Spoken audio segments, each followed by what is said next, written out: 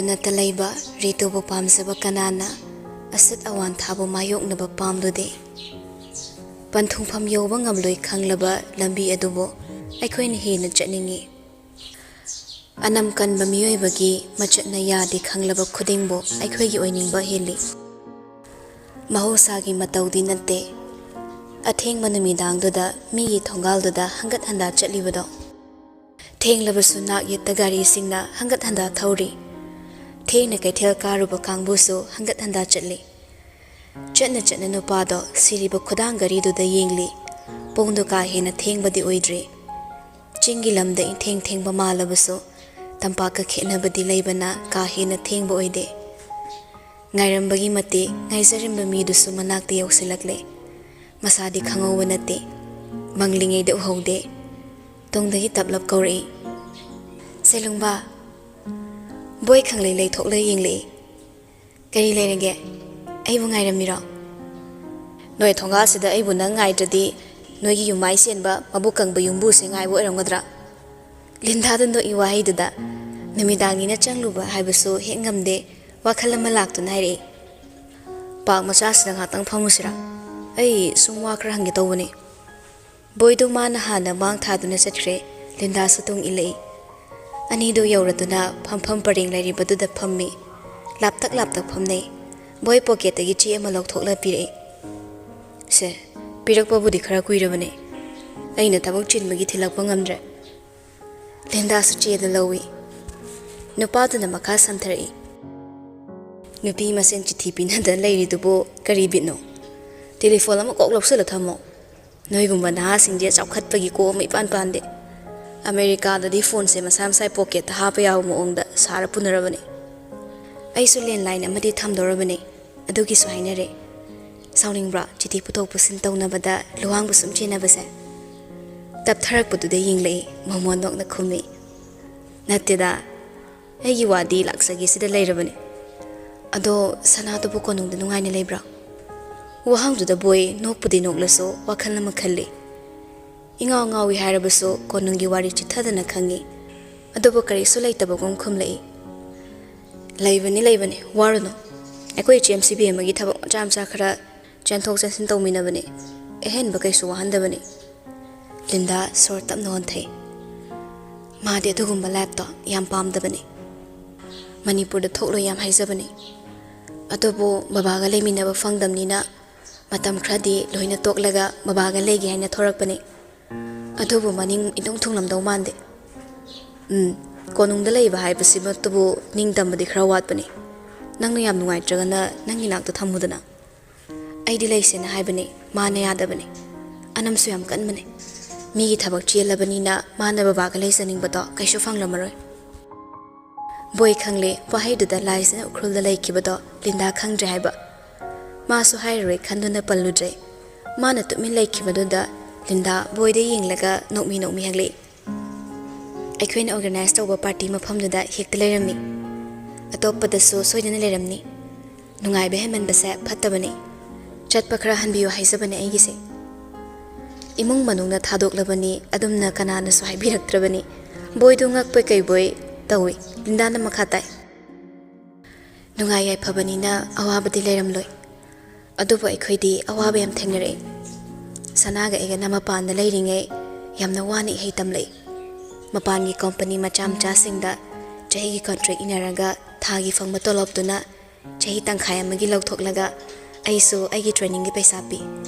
ꯃꯥꯁꯨ ꯃꯥꯒꯤ ꯃꯍꯩꯒꯤ ꯍꯣꯠꯅꯩ ꯌꯨꯝꯗꯒꯤ ꯕꯕꯥꯅ ꯈꯔ ꯊꯥꯔꯛꯄꯗꯣ ꯑꯗꯨꯅ ꯃꯥꯒꯤ ꯑꯆꯤꯟꯕ ꯀꯣꯟꯅꯗꯦ ꯑꯋꯥꯕ ꯈꯪꯂꯛꯄꯅꯤꯅ ꯄꯨꯟꯁꯤꯕꯨ ꯌꯥꯝ ꯃꯒꯨꯟ ꯂꯩꯅ ꯍꯤꯡꯍꯟꯅꯤꯡꯉꯦ ꯍꯥꯏꯖꯕꯅꯤ ꯈꯖꯤꯛꯇꯪ ꯏꯀꯥꯏ ꯅꯨꯄꯥꯗꯣ ꯑꯗꯨꯕꯨ ꯉꯝꯅꯕ ꯈꯨꯝꯂꯛꯏ ꯒ꯭ꯌꯥꯟ ꯇꯥꯕ ꯉꯥꯛꯇ ꯉꯥꯏꯔꯦ ꯀ꯭ꯔꯥꯏꯝ ꯇꯧꯕꯤꯅꯕ ꯂꯩꯇ꯭ꯔꯦꯅ ꯑꯩꯅ ꯃꯌꯥꯝꯒꯤ ꯃꯍꯨꯠ ꯁꯤꯟꯕꯅꯤ ꯒ꯭ꯌꯥꯟ ꯇꯥꯗꯕ ꯉꯥꯛꯇ ꯂꯩꯔꯁꯨ ꯂꯩꯕꯥꯛ ꯃꯥꯡꯂꯛꯇꯣꯏꯅꯤꯅ ꯒ꯭ꯌꯥꯟ ꯇꯥꯕꯅꯤꯅ ꯂꯤꯟꯗꯥ ꯅꯣꯛꯂꯒ ꯐꯝꯂꯝꯕꯗꯩ ꯍꯧꯒꯠꯂꯦ ꯑꯗꯨꯒ ꯇꯞꯅ ꯍꯥꯏꯔꯝꯃꯤ ꯆꯪꯂꯒꯦ ꯑꯩꯁꯨ ꯆꯤꯊꯤꯁꯦ ꯊꯤꯟꯕꯤꯔꯛꯄꯒꯤ ꯊꯥꯒꯠꯆꯔꯤ ꯄꯥꯔꯇꯤ ꯃꯐꯝꯗ ꯇꯣꯏꯅ ꯊꯦꯡꯅꯗꯕ ꯑꯣꯏꯁꯤꯀꯣ ꯅꯨꯄꯥꯗꯨ ꯆꯞ ꯂꯦꯞꯇꯨꯅ ꯈꯨꯝꯂꯛꯏ ꯑꯩꯒ ꯊꯦꯡꯅꯅꯤꯡꯗ꯭ꯔꯦ ꯍꯥꯏꯅꯤꯡꯉꯤꯔꯣ ꯅꯪꯒꯤꯁꯦ ꯅꯠꯇꯦꯗ ꯂꯝꯕꯤꯗ ꯀꯩꯗ ꯁꯣꯏꯗꯨꯅ ꯇꯣꯏꯅ ꯊꯦꯡꯅꯁꯦ ꯍꯥꯏꯖꯕꯅꯤ ꯉꯥꯎꯐꯝ ꯂꯥꯡꯐꯝꯗ ꯇꯣꯏꯅ ꯊꯦꯡꯅꯕꯗꯣ ꯄꯥꯝꯖꯗꯦ ꯍꯥꯏꯔꯝꯂꯒ ꯆꯠꯈ꯭ꯔꯦ ꯅꯨꯄꯤꯗꯣ boysu masadu leithoktu na yengli.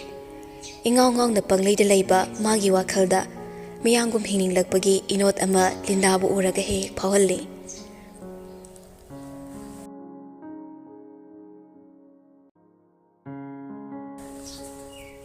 Mamay ipagpaklaba singaraygi mapalsingna khangkhoi singda satlambadagi laymayda ingaw ngaw na tari langkak hauriba hairang panbi singda heiri hayai haikha tekthaba makhai pali. Thongal-dagi sanglakpa mi singna sumangda mangolda ngurung langnei. Yenda anganbadagi langnarakpaduna hajik phawba langli langkidawri ngasigi oina. Ngangnariba wado marol khangbasu yawi khangdabasu yawi. Scholar-singdusu tawribasingdu yaudana imungda laikhibasu yauri. Puzarakpa camera puthokhtuna photo kapasu yauri. Mayamdu thoknaudagi chawrakpa ama yenglamlaga laisa pardardu sat haizilaga changsilaga phamung machida famthai. Yumnau oibagi khawtak charabasu masadu inung nungaite. Phamna kagi akoibadu yengli. Mamit uininglagtuna tapna muhithai. Koka monga tainabada mamitu tapna pangakle. Mamit na kanagumba ama urakpagum thamoidu irumlum tharai. Ningsingla imi kupto. Saugan mamana sauduna chatkibado. Namang hanglabaso khumlurai khankibana tarai hairi. Tusanbada sokpane madunatana soinaba maram leite. Merabaso kahinu uhoba nate khasaktang soiduna uhobani. Mafamduna imam mambaga mawa khaldongya khallaga hairi. Tusanbada sokpado yenge. Wahaiduda nupido khangsaw sagali. Karino takpiri wahaidubo aise laisabini. Manawi bungoga mari leilene daba anabasida phanek takhatle yenghalu hairibra. Tankhre nupado wahaiduda nahan kai oiredi tuminna tokibasu yare adubu makha tarai. Asokpado yenge haibani. Aibu asokrem khangdaba midaw ngangido nangi sa ibu satribra aise kainina khali. Manawi bungogi hainabisa aduni mibu sawnaba wa hairaga mibu namduna sawallaga chin khumlagana adugi wahaidu sizinaba. Karigino asuk thapna laklaga khatnaba haurise. Aibu oningdabagi wasabado nungaina santida hingbiba yadabra. Wa thaidorakano. Achumbado haizabane. Aibu yeningde chatkro haina koitan tanbiraga sitana chetinba lakliba. Adusu khuman ibemagi. Aduk thawai tana loina biridubo aibu amu pusanbirakli kaigino. Isa pinabiraga loire. Yo ngangsilakpaduda nupado gyan daraktre khon kalapna lauri. Aina lakning lakani lakningda tokani. Masada piningla pini nangonda piningla pini. Aina tawningba tawbada nangnasu yelisa kaigino. Manaw ibungogi tawningba tawba lamsatta atayda chatpiyo. Aingondadi chatpirakano. Ithawgi matamna nattana ai kanagi sumkhada leiroi. Karigi lakpirino sumaina sahongadaba oirade. Nangna ibu saholira aina nangbu saholira. Lapna lakpa manaw ibungona aibu sahonbani. Thamoida ningpun khalamba wado loina zro satkhridra khanda merabu chimbalu sat phazille. Aduga tapna nemtharaga khumai. Lapna lakpa aina nangbu sahonba natte. Lapna laikiba nangna ibu sahonbani. Nupido khumnaba sem saduna leirambani. Adubu haidorakliba wahaiduda atra ama laifam khangdrabaso thamoida kaksing sikpagumna chaina amadi phawraktuna chap leptuna yengli. Nupado mauba sawni yenglamlaga hutlaiduna chatkhraga garida kakhatkre. Matawdu lamna uba nawbana chingma nupasingdo prapap chensinaraklaga garida phatpa chonkhatnaki. Laisabu haipeta yenglami aduga gari singdo start tawduna thawkre. Ngasisu amuk haigadawba wana haida hairidawba wana haibasai. Saunabana waroisun oiduna amasu garigi sit maningda pisum suktuna tongli. Amasu makutta pairiba lertandugi maingalda khasiktang leikhatlaga tapna chingmaida kakhatkre. Kanagumba amana masada khangin ilakpagi sahomdada laisa ningsingbagi maglan kaikre ta yengli. Awon leptuna leirami. Karigira kadagi hendapte impaldaki mi laklaga unaroi ke haibra. Laisa nokmi hilambadagi hagolakle. Unadoine aigi manabisu yaurakani. Unadaba yam kuire aisu mabu ngairini. Aduga karigi tumduna leipra. Nasa ngamdrabati aibusu khangaloko. Laisa makok tamna nomi Awon do kariguma ama khalaktuna prabab changsil alaga laisaki makhuttu chingi. Lao tum duna leirati nang hena nagani. Lasing hek pachat se nangi khongsi kamdau pra. Chena kholaitre. Dakpham siga khra khra nari siga khakta ngaire. Nga ki phana babudi oiramgani. Ado Ren amu hidak teredi phaniyam pharani. Uncle Simringam to hidak sim yam haibane. Aikhoi narati kuliga chate. Mangon hekta seman pane. Ado kadai chase haibano misu yam lei. Wahai duda awon makhutna chimbal thamlaga tamna noi.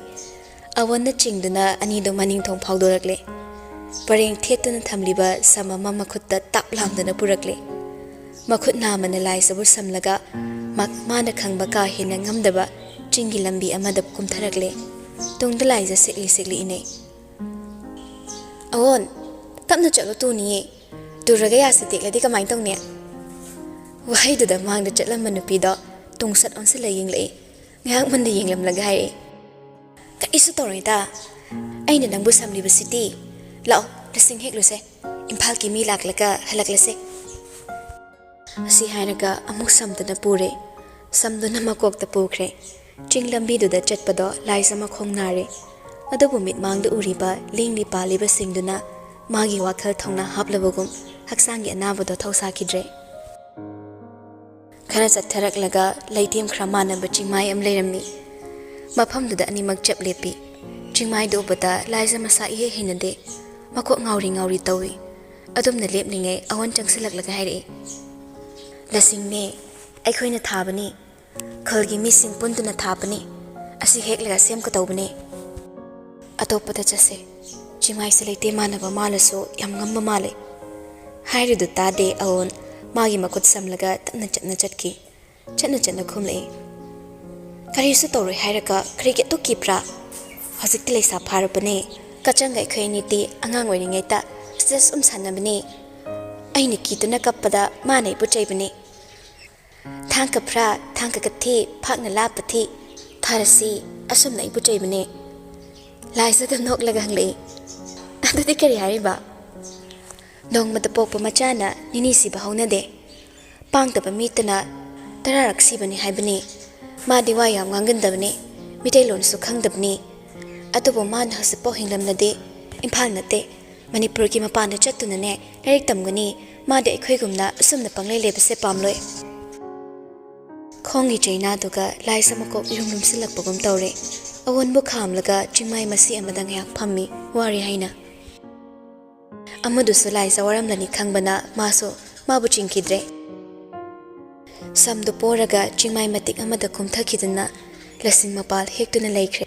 Laisa matawdo khanjana na yingli.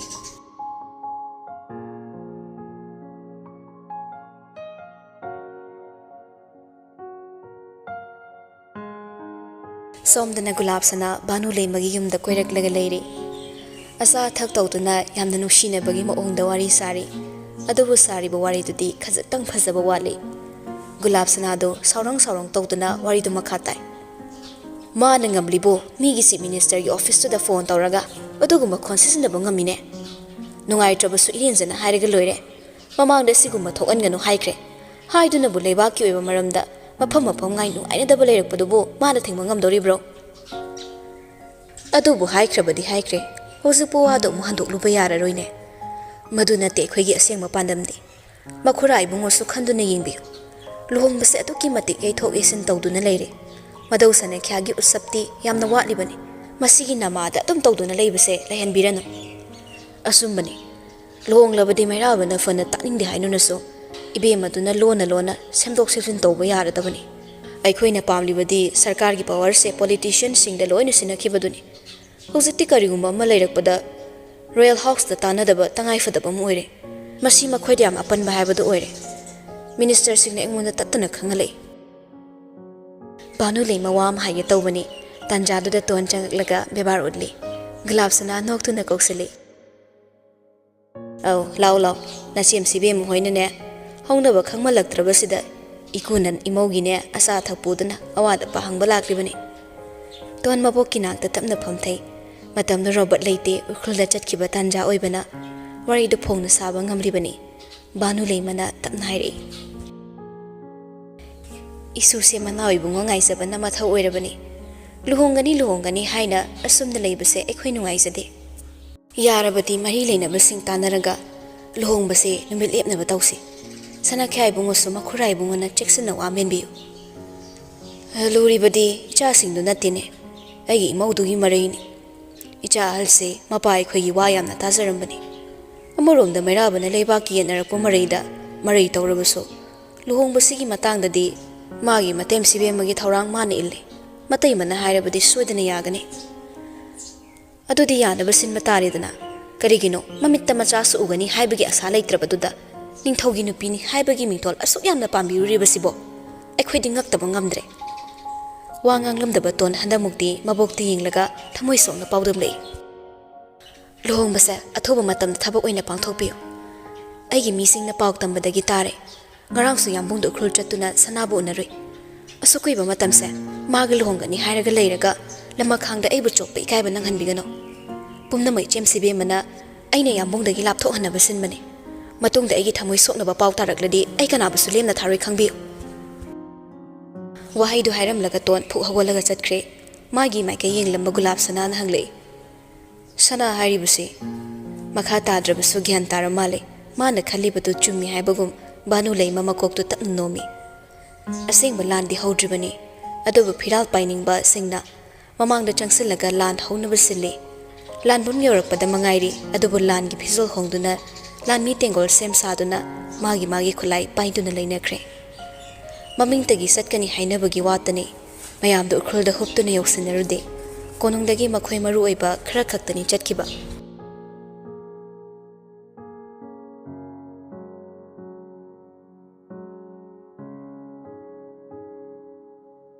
ꯅꯨꯃꯤꯗꯥꯡ ꯋꯥꯏ ꯂꯩꯁꯤꯜꯂꯛꯄ ꯇꯥꯟꯖꯥꯅꯤ ꯃꯍꯧꯁꯥꯒꯤ ꯑꯉꯥꯟꯕꯒ ꯈꯨꯠꯁꯦꯝꯒꯤ ꯃꯩꯉꯥꯜꯒ ꯈꯨꯠꯁꯤꯟꯅꯔꯛꯄ ꯃꯇꯝꯅꯤ ꯁꯟꯙ꯭ꯌꯥꯒꯤ ꯑꯥꯔꯇꯤꯒꯤ ꯈꯣꯟꯖꯦꯜ ꯇꯥꯔꯛꯂꯦ ꯅꯨꯃꯤꯗꯥꯡꯒꯤ ꯃꯊꯧꯁꯤꯡ ꯂꯣꯏꯁꯤꯟꯅꯕ ꯃꯌꯥꯝꯗꯨ ꯌꯥꯁꯪ ꯀꯥꯡꯍꯧꯒꯨꯝ ꯌꯧ ꯀꯣꯏꯆꯦꯟ ꯆꯦꯟꯅꯩ ꯌꯥꯝꯕꯣ ꯃꯍꯧꯁꯥꯒꯨꯝ ꯊꯣꯡꯅꯥꯎ ꯃꯌꯥꯗ ꯂꯦꯞꯂꯒ ꯂꯩꯔꯝꯕꯗꯣ ꯂꯥꯎꯕꯅ ꯀꯧꯔꯛꯄꯗ ꯂꯩꯊꯣꯛ ꯌꯦꯡꯂꯛꯏ ꯃꯈꯨꯠꯇ ꯄꯥꯏꯔꯤꯕ ꯃꯊꯨꯞ ꯅꯥꯏꯕ ꯆꯦꯗꯣ ꯇꯦꯕꯜꯗ ꯇꯞꯅ ꯊꯝꯂꯒ ꯍꯥꯏꯔꯛꯏ ꯕꯥꯔꯇꯣꯟꯒꯤ ꯃꯑꯣꯡꯁꯤ ꯁꯤꯅꯦ ꯌꯥꯝꯕꯨꯡ ꯁꯅꯈ꯭ꯌꯥꯅ ꯑꯄꯥꯝꯕ ꯑꯃ ꯈꯟꯅꯕ ꯍꯥꯏꯔꯛꯄꯅꯤ ꯋꯥꯍꯩꯗꯨꯗ ꯅꯨꯄꯥꯗꯣ ꯏꯉꯪꯉꯪꯅ ꯌꯦꯡꯂꯛꯏ ꯅꯥꯎꯕꯅ ꯇꯞꯅ ꯃꯈꯥ ꯇꯥꯏ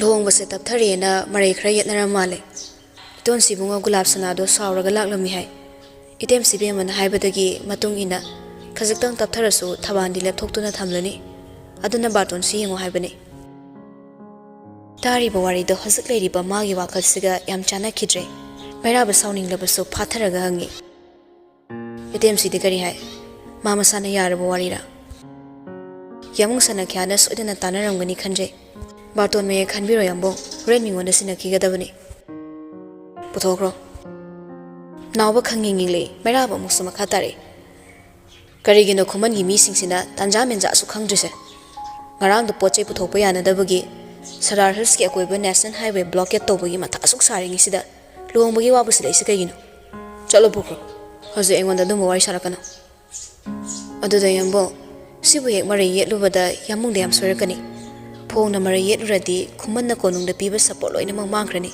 ꯋꯥꯈꯜ ꯃꯨꯟꯅ ꯈꯟꯊꯕꯤꯌꯨ ꯍꯥꯏꯔꯤꯕꯗꯣ ꯑꯆꯨꯝꯕꯅꯤ ꯃꯄꯥꯜ ꯊꯣꯡꯗꯗꯤ ꯐꯦꯃꯤꯂꯤ ꯑꯁꯤꯅ ꯂꯨꯍꯣꯡꯕꯒꯤ ꯅꯃꯥꯗ ꯀꯣꯅꯨꯡꯕꯨ ꯁꯄꯣꯔꯠ ꯇꯧꯕ ꯁꯥꯗꯨꯅ ꯂꯦꯞꯂꯤ ꯅꯨꯄꯥꯗꯨ ꯁꯣꯔ ꯇꯞꯅ ꯍꯣꯟꯊꯣꯔꯛꯂꯒ ꯕꯥꯔꯇꯣꯟ ꯃꯌꯦꯛꯁꯤꯡꯗꯨꯗ ꯌꯦꯡꯂꯤ ꯑꯗꯨꯝꯅ ꯂꯩꯔꯤꯉꯩ ꯆꯩꯔꯛꯇ ꯅꯥꯀꯟꯗ ꯂꯩꯔꯤꯕ ꯐꯣꯟꯗꯣ ꯈꯤꯡꯉꯛꯂꯦ ꯃꯩꯔꯥꯕ ꯂꯥꯝꯗꯨꯅ ꯄꯥꯏ ꯉꯁꯤꯁꯨ ꯍꯔꯥꯎ ꯍꯔꯥꯎ ꯀꯧꯔꯛꯏ ꯕꯥꯔꯇꯣꯟ ꯈꯜꯂꯕ ꯌꯥꯝꯕꯣ ꯃꯃꯤꯠ ꯇꯞꯅ ꯎꯏꯁꯤꯜꯂꯤ ꯑꯃꯨꯛ ꯐꯠ ꯄꯥꯡꯂꯛꯂꯒ ꯈꯨꯝꯃꯤ ꯈꯟꯗ꯭ꯔꯤ ꯄꯨꯔꯛꯄꯗ ꯉꯥꯏꯔꯤ ꯑꯩꯒꯤꯗꯤ ꯂꯩ ꯃꯆꯨ ꯑꯣꯏꯅ ꯈꯜꯂꯦ ꯊꯣꯠꯄ ꯅꯧꯕ ꯃꯆꯨꯁꯦ ꯑꯩꯗꯤ ꯌꯥꯝ ꯄꯥꯝꯃꯤ ꯑꯗꯣ ꯌꯥꯝꯕꯣ ꯇꯥꯏꯐꯥꯎ ꯍꯥꯏꯗꯦ ꯍꯥꯏꯐꯦꯠꯇꯪ ꯈꯧꯗꯤꯡꯂꯛꯏ ꯇꯥꯔꯤ ꯍꯥꯏꯕꯒꯨꯝ ꯇꯣꯟ ꯅꯣꯛꯂꯗꯨꯅ ꯃꯈꯥ ꯇꯥꯏ ꯍꯌꯦꯡꯗꯤ ꯏꯃꯥꯟꯅꯕꯤ ꯑꯃꯒꯤ ꯃꯄꯣꯛ ꯅꯨꯃꯤꯠꯅꯤ ꯌꯥꯝꯕꯨꯡꯁꯨ ꯆꯠꯄ ꯌꯥꯎꯔꯨꯁꯦ ꯑꯩꯈꯣꯏ ꯑꯅꯤ ꯅꯣꯡꯃꯇ ꯂꯥꯛꯃꯤꯟꯅꯗꯦꯅ ꯑꯩꯕꯨ ꯌꯥꯝ ꯁꯥꯎꯏ ꯆꯠꯁꯨꯀꯣ ꯌꯥꯝꯕꯣ ꯊꯕꯛ ꯆꯤꯜꯂꯦ ꯍꯥꯏꯔꯛꯀꯅꯣ ꯃꯑꯣꯡ ꯌꯦꯡꯁꯤ ꯁꯤꯗꯒꯤꯗꯤ ꯂꯨꯍꯣꯡꯕꯁꯨ ꯈꯪꯍꯧꯔꯔꯣꯏ ꯅꯨꯃꯤꯠ ꯂꯦꯞꯊꯣꯛꯅꯗꯣꯏꯁꯦ ꯑꯩꯈꯣꯏꯒꯤ ꯂꯥꯏꯕꯛ ꯐꯕꯅꯤ ꯑꯩꯗꯤ ꯌꯥꯝꯕꯨꯡꯒꯤ ꯅꯥꯛꯇ ꯌꯥꯝ ꯂꯩꯅꯤꯡꯉꯤ ꯂꯩꯕ ꯐꯪꯂꯅꯤ ꯈꯟꯕꯒꯤ ꯍꯔꯥꯎꯕꯁꯦ ꯆꯤꯟꯗ ꯋꯥꯍꯩ ꯑꯣꯏꯅ ꯇꯝꯊꯣꯛꯄ ꯐꯥꯎ ꯉꯝꯗ꯭ꯔꯦ ꯑꯗꯣ ꯌꯥꯝꯕꯣ ꯕꯥꯔꯇꯣꯟ ꯐꯖꯕ ꯈꯜꯂꯨꯀꯣ ꯊꯕꯛ ꯆꯤꯟꯈ꯭ꯔꯕ ꯅꯨꯄꯥ ꯃꯔꯛꯁꯤꯗ ꯂꯨꯍꯣꯡꯕꯒꯤ ꯋꯥꯔꯤꯁꯤ ꯆꯪꯗ꯭ꯔꯕ꯭ꯔꯥ ꯅꯠꯇ꯭ꯔꯒ ꯑꯇꯣꯞꯄ ꯀꯔꯤ ꯑꯍꯦꯟꯕ ꯃꯔꯝ ꯂꯩꯕꯅꯅꯣ Mairaba ningsarso tattan holi. Thamlege fo hairamda phone do nawbada kitnam sunlamlaga barton paiduna lakle. Mana laklibato matai magi laifam adomdani. Lohongba tapthasi hairibadi nushini. Laplabasu numit lepthoknarani haiba wase nushini aramgani haiba thazade khangningba amaga loinana lakbani. Laifamdu hek yaubaga thongzinda lepi ngayakti wa ngangde sumna tumin leiramlaga ma lakli khangangi haidana chimbal hek kangbaga manungda nungsina thamoi sokna kaptuna nganglibato tare. Pharabasu phatrabasu itonsi bongyogi apambada aikhoi matung inba tabani. Ahalgi aningbagi mayokta leplubana aikhoi awaba nangbani. Warabasu ithanda warabasina phare. Imung wasibu kaidanabadi aigi akamba hotnaramlake. Thongda lepliba nupaduna Mairaba lakle haigi hotnarakpada Mairabana tumin layu haibagu makhutningi tawri. Nushi amukasu makha tare. Napigi mapokse toli leiren. Imitta icha uba phangdre haina aibu karisu leitapagum nganglamba itonsigi khondo. Ikuibongoni haidunasu aina karamna kauthokani. Kumangi imungsina karamba ibongno khaglaba maktada machasingi apambado asuk thawoibidaba ayam pende. Mathau chiliba inauda lohongmagi warisina matha sahalaga makhoi pelasana. Sana khaibema lohongmagi warisu warini. Adobo ibema sanada tawramlido mayambung ibungo amadi manaw ibungo budi khanganba chummi. Nushi mapido tapna taitholaga sor tapna honthai. Khanglaga kari tawrune masu aigumbane. Aduk nauriba itho tholaba makhongduda aduk minungsi leitana phaduna pullaga chaina kanthatpiba. Makhoibu miro. Masi khangna angangdugi maikaida lepninglabasu aikhoina kari tawba ngamluni. Sana khaibungo do itonsina themlaga wari tensina kini. Kaka sawbada oidaba haisilaga thakribato mapaduna semba khangladi kari oigani. Nushi tarakliba mapido hanna amung taithoi. Wadu makha tage tawbaga thongdu khangang hanglakpagi khonjilda chaplepi. Thagoldusu animak punna phukphu hawane. Mairaba leplambu ubada nushi pakhatkre thak thak yengli. Leiba mayamduda thokra haibagum ingit tawi me. Kirup yenglamlaga thongzil yawkhibaga prabab changsilai. Matai magi mangda lepi. Nushi na tapna kauri. Bungo. Hauzik sana kiba warido makokte halaga haibiyo. Nushi ngaya khumde. Kumpam khangde adubu sawni yengliba manawgi mitingi mamangda kuina lepa ngamdraduna itap tapna haire. Nangi sagol thadoi haibagi mingda. Kumani bi amana mi nektuna angangtuki makhong thudektuna phubiramle. Chumna ta aigi pakhon chasabani jaldo. Aikhoibu mangdaba khaksindabani. Thazaba ngamde Mairaba tonmu mana khangi aduk hakna so kokshanaba minate. Icham mamai thongdudagi ahenba ukiba leite. Maramsina mabu thazarabaso mangda lepliba mama sakpi ashibudi mana masadagi suhina thazari. Karigi aingonda pau yahonbiruktabano. Yauraga kari tawni bungo. Angangdu khak thamoi soklaga tokani. Kaka sawba khakta machabu yenglaga kapkani. Aigi thawalda yawba nupimcha amana uhoduna tamlakpani. Wafamse bayek sienglabani. Kumani bemaga nupasingdu wari sanaba mamit mangna uhoba pauni. Wafamse nang thazaning loi haiba khangi. Ngasina amuk itonsi laktuna. Luhongbase khudakta matam lepkadabani haina yamung sana kyabu chairammi. Kayam kuina asigumba matause khangdun leikadabano ai khangdre. Pendaba nungaitabana thamoido chena laksankre. Matai maging pakhum amatta piramda ahenba wahang hangda mana khanglibado khakta khangduna lakre. Magi leifamdu phok lakpada kanana mabu kahauba kanana mabu yenghauba amatta hanna yenglamda changaktuna famlare wakhana lumtharaba maithongda. Ningsinglei numidang ama magi chak semduna leirambado. Ningsinglei Robert ka lepminare haibagi asawani ising haithabirubado. Ningsinglei ton lakle haibagi irang langbada makhong anabadoga thawal marakta yawkhibado. Ningsinglei chingi angamba leimaida tapna kakhibado. Ningsinglei chaithokkiba phisi machetagi marumdagi uhoba ipopop thoklaba makhongdo. Mami kaya aduna paring lenglaklabada Mairaba mamittu tapna usinkre. Mama ibemana thukraba matung ahanba phawrakpa thamoigi awabani. Adumna mi amagidamak waba haibase karino khangkhidraba ihulni.